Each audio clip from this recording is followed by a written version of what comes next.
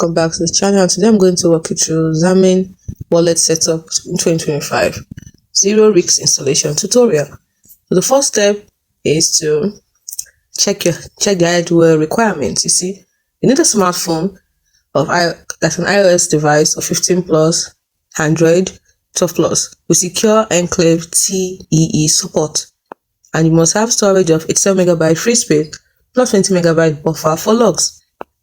Network requirements: IPv6 enabled connection. XRPL nodes prefer IPv6 in 2025. Let's get installation process. 1. Into download verification. For iOS, checksum, you can see it on the screen. Verify on XRPL Labs GitHub. Android, enable Play Protect plus manual APK signature check. Now, it's a red flag if the app requests SMS permission. It's a fake wallet. The second thing you need to do is first run configuration. That is language selection. Enable expert mode. So once you go to language selection, enable expert mode, it will review advanced options. They are to set UTC plus 0 time zone. Avoid DST related timestamp bugs. Then the third step is wallet creation. Tap new wallet. Choose 256-bit entropy generation and watch the progress bar. Then system generates 25-word mnemonic using BIP39 English word list. It is very critical for you to disable screen recording during this step. Next step is backup protocol.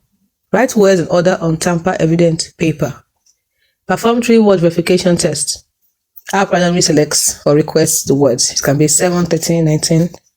So next you have to create encrypted digital backup using VeraCrypt container.